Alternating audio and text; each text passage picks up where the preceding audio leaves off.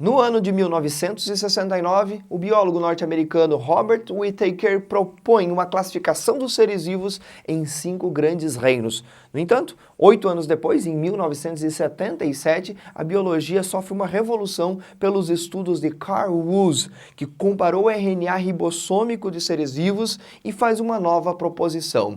Os seres agora são divididos em 3 domínios. Eu me chamo Guilherme, eu sou professor de biologia e te convido. Vem comigo!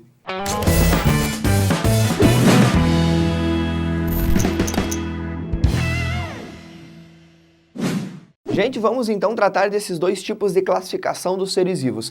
A mais lembrada sempre no ensino médio é a classificação em 5 reinos. Ela é super abordada, a gente vê normalmente a biologia dessa forma, mas não podemos deixar de lado a classificação mais atual, aquela que foi proposta por Carl Woese, que divide os seres vivos em 3 domínios. Então, nesse primeiro momento, os 5 reinos, depois os 3 domínios.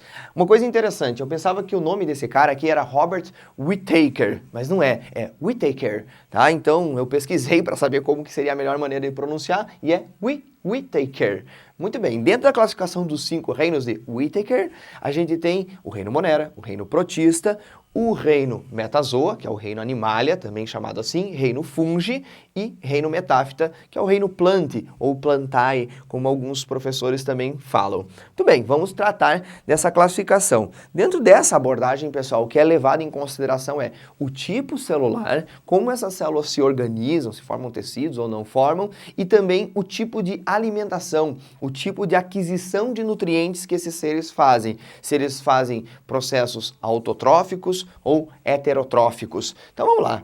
Primeiro, você tem 2 grandes grupos celulares, as células procariontes e as células eucariontes. O que seria a célula procarionte? É aquela que não tem uma membrana nuclear, não possui uma carioteca, não possui um envoltório protegendo o material genético. Então, o material genético, que é principalmente o DNA, fica esparramado dentro da célula. Essa é a célula procarionte e dentro desse padrão celular a gente vai ter um único reino, o reino chamado de reino Monera. Os outros reinos são todos de seres eucariontes, que tem uma membrana nuclear, que tem uma carioteca, que tem um envoltório protegendo o material genético. Reino Protista, reino Metazoa, reino Fungi e reino vegetal. Primeiro, quem que seria o reino Monera? Dentro aí a gente vai ter as bactérias, as cianobactérias, que são tipos um pouco diferentes, e as árqueas. As árqueas, pessoal, inclusive, são objeto de estudo do Carl Woese, que propõe a divisão em 3 domínios. Foi com base nesses organismos que a gente separou os 3 domínios e daqui a pouco a gente vai ver isso aqui.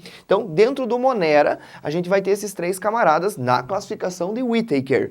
Muito bem, esses seres são unicelulares, sempre. Alguns podem formar colônias, mas são sempre seres unicelulares, que podem ser autótrofos, ou seja, eles podem produzir o seu próprio alimento, pode ser através de fotossíntese, pode ser a partir de quimiossíntese, inclusive a gente tem aula aqui no canal sobre isso, e eles podem ser heterótrofos. Existem várias bactérias que são decompositoras.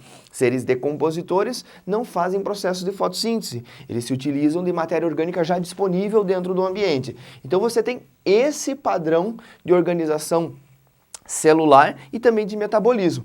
Metabolismo autotrófico, naqueles que fazem fotossíntese ou quimiossíntese, e metabolismo heterotrófico. Uma coisa bem importante, a gente não vai bater em cima desses reinos agora. Isso é assunto para a nossa frente 4, o módulo 4 aqui do canal vai tratar desses micro-organismos e de outros organismos que a gente vai ver. Então não se preocupe em saber detalhes muito grandes a respeito de cada um desses reinos, beleza? A gente vai ver isso depois. Aí vem o nosso segundo reino, o reino protista, já com células eucariontes. Dentro do protista, sinceramente, a gente tem uma bagunça biológica, porque lá temos organismos que às vezes não se encaixam muito bem em outros grupos e foram colocados aqui. Quem está dentro dos protistas, professor? Protozoários. Olha esse nome, protozoários, protozoon. São animais zoon primitivos? Mais ou menos. Seriam como se fossem animais unicelulares. A gente vai estudar eles também lá no módulo 4. E temos dentro desse grupo as algas. As algas, pessoal, que atualmente não são consideradas plantas. A alga não é planta. A alga está no reino protista, a planta está no reino metáfita ou no reino Plantae. Estão separados. Esses seres podem ser unicelulares. A gente tem protozoários unicelulares. A gente tem algas unicelulares e temos algas também, não protozoários, que são pluricelulares, com um detalhe importante. Mesmo a mais complexa das algas, não tem tecidos verdadeiros. Então, esses organismos, embora possam se agrupar em organismos pluricelulares, não possuem tecidos. Os tecidos vão aparecer nas plantas, os tecidos vão aparecer no animal, beleza? E lembre-se que esses seres são heterótrofos, no caso de todos os protozoários, nenhum protozoário faz fotossíntese, nem quimiossíntese, nem algo parecido que promova a produção do seu próprio alimento, mas lembrem-se que as algas são autótrofas, né? Elas realizam o processo fotossintético, elas se utilizam de tipos de clorofilas diferentes para fazer isso, seja uni ou seja pluricelular. Muito bem, esse é o reino protista, vamos estudá-lo melhor lá no módulo 4. Aí vem o reino animal, gente. O reino animal ou metazoa. Aqui nós temos aqueles caras que já têm organização pluricelular. E praticamente todos eles, sendo pluricelulares, têm tecidos. Dentro dos animais, os únicos a não formarem tecidos são as esponjas. Inclusive, a gente coloca as esponjas, por causa dessa característica, separado dentro do reino metazoa. Então, as esponjas fazem parte de um sub-reino, tá? Que a gente chama de parazoa, e os outros animais, todos os outros, quinidários, os plateumintos, nemateumintos, anelídeos, até chegar lá nos cordados, todos os outros animais, menos as esponjas, fazem parte de um sub-reino, abaixo do reino, chamado de eumetazoa, ou seja, os verdadeiros animais.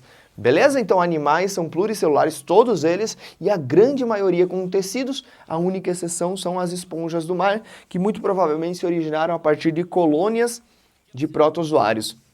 A gente discute isso melhor lá no módulo 6 de zoologia.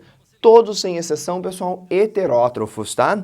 Uma coisa importante de ser lembrada aqui, como as esponjas são uma exceção, às vezes aparece sim, tá? Que no reino animal os seres têm tecidos. Então pode aparecer numa questão de vestibular afirmando lá, os animais possuem tecidos.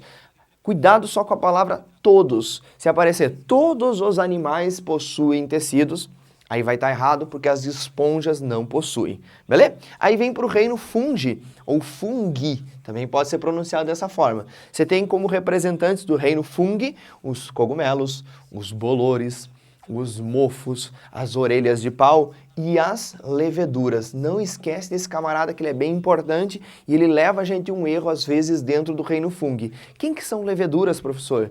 São os fungos unicelulares. A gente sempre lembra de cogumelo, vai lembrar de mofo, de bolor. E aí você pensa nesses representantes de fungos, você pensa, todos os fungos são pluricelulares. E tá errado. Os fungos têm representantes unicelulares também. É o caso das leveduras. Seres que, inclusive, são utilizados bastante na indústria para fabricação de pão, para fabricação de cerveja, né? As bebidas alcoólicas todas dependem de fermentação realizada pelas leveduras. Então, unicelulares como as leveduras ou pluricelulares, lembrando que fungos também não têm tecidos. Eles têm um tipo especial de célula que a gente chama de hifa, e essa hifa se organiza formando micélios. A gente vai tratar isso também nos módulos que vêm lá para frente. Uma coisa interessante a respeito dos fungos, pessoal, é que todos são heterótrofos, não existe fungo que faça fotossíntese, isso é bem importante de lembrar. Fungo, por mais que seja verde, não possui clorofila, nunca vai ter, beleza? E ele tem uma parede celular também, feita de quitina. Lembrando que quitina é um carboidrato. Quitina é um carboidrato nitrogenado. A gente estuda isso lá no módulo 1, na parte de bioquímica, né? Cuidado para não confundir com queratina. Queratina é uma proteína que forma o seu cabelo, que está presente nas suas unhas, que está presente nos seus pelos. A quitina é um carboidrato, não é uma proteína e faz parte da parede celular de todos os fungos. Beleza? Aí vem o último reino, o reino metáfita, ou reino das plantas, dos vegetais. Lá você encontra briófitas, pteridófitas, gimnospermas e angiospermas. Todos eles seres pluricelulares com tecidos. Detalhe importante, às vezes a gente estuda lá as briófitas, professor, mas briófita não tem tecido. Briófita tem tecido. O que a briófita não tem é um tecido de condução de seiva, mas ela tem outros tecidos. Então todos os vegetais têm tecidos. Todos os vegetais são autótrofos por meio de fotossíntese, são descendentes diretos de algas verdes, né? Então eles assumiram essa capacidade autotrófica, essa capacidade de realizar a fotossíntese, e também tem parede celular, assim como as algas verdes, parede celular feita de um composto denominado celulose, que também é um carboidrato.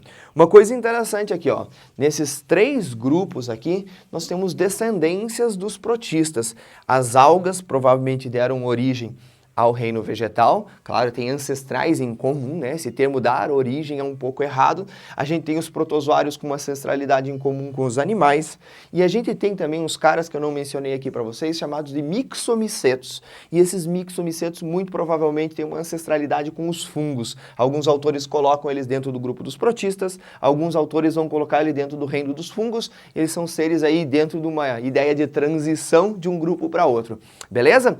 Entenderam? Essa é a classificação em 5 reinos. Não se preocupa com detalhes dentro desses 5 reinos, que tudo isso vai ser abordado em outras frentes, em outros módulos aqui no canal. Agora a gente vai dar uma girada, eu vou apagar esse quadro e vou trazer para vocês a classificação em 3 domínios, a proposição de Carl Woese. Então segura aí. Vamos para o momento final da nossa aula, momento em que a gente discute a proposta de Carl Woese para a classificação dos seres vivos, proposta essa que foi largada na comunidade científica no ano de 1977, que propõe 3 domínios para os seres vivos. Aqui a gente chega num momento muito importante da nossa aula, tá, gente? Se ao mais do que você compreender quais são os 3 domínios, quais são os 5 reinos, quem que propôs cada um desses tipos de classificação, você tem que entender que a gente está falando de sistemas de classificação. E toda vez que você classifica alguma coisa, você tem que levar em consideração algum tipo de critério.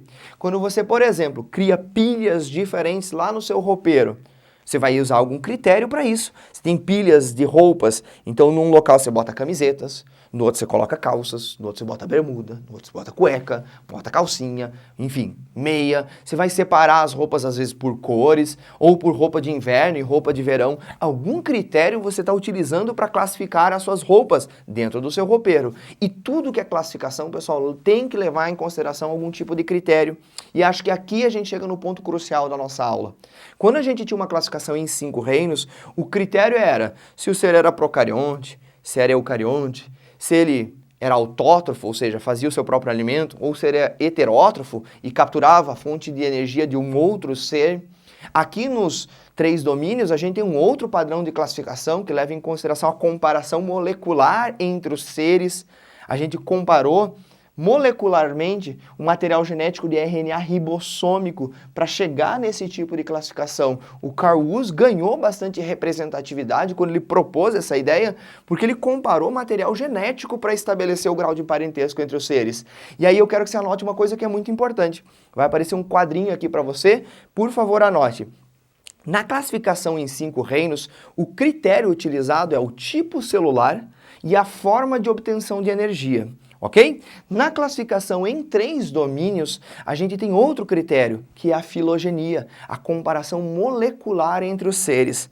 Isso dá grande diferença no sistema de classificação. A proposta de Woese é muito mais bem aceita porque ela leva em consideração a evolução. Ok? Beleza. Vamos lá, pessoal. Como é que é essa classificação em 3 domínios? A gente tinha antes lá 5 reinos, Monera, Protista, Metazoa, Fungi e Metáfita. Muito bem. Agora, nos 3 domínios, a gente tem o domínio Bactéria, Arquea e Eucária. Prof, o que é uma árquea mesmo, que eu não lembro? A gente vai discutir essa árquea, a gente vai trabalhar com ela lá no módulo 4, tá? Mas por muito tempo essas árqueas foram considerados seres transitórios, seres que estão entre o espaço procarionte e o espaço eucarionte. Hoje a gente já não vê mais eles dessa forma. A gente trata árqueas como um grupo separado de bactérias, separado de eucariontes. Tem alguns autores, inclusive, vão dizer que todos esses seres que vocês têm aqui são árqueas, na verdade. Aí dessa classificação, até você é uma árquea. Mas isso não é o momento da gente discutir agora. O que a gente tem que saber? Você tem 3 domínios, tá, gente? E por muito tempo as árqueas foram colocadas junto com as bactérias lá no reino Monera, porque ambos são procariontes. Hoje, atualmente, por comparação molecular, a gente sabe que as árqueas são muito mais próximas dos eucariontes do que das bactérias. E é isso que você tem que lembrar, é isso que é o mais cobrado em biologia quando se trata dos 3 domínios. As árqueas, que a gente vai estudar no módulo 4, são mais próximas evolutivamente dos eucariontes, ou seja, de protistas, de animais, de fungos e de vegetais, do que das bactérias, mesmo que no passado eles fossem colocados ambos dentro do reino Monera. Beleza? Ficou claro para vocês? Eu espero que sim, e segura aí que eu tenho um recado bem importante para ti. Pessoal, que bom que vocês chegaram até aqui. Esse é o final de mais uma playlist dentro do nosso canal. Quem sabe no futuro eu crie outros vídeos, apêndices que a gente inclui dentro desse módulo, mas de maneira geral nós terminamos o módulo 3. Ele é a base para você compreender a biodiversidade de seres que vem na sequência a partir do módulo 4, 5 e 6. Beleza? Um grande abraço para todo mundo, fiquem bem e até a próxima.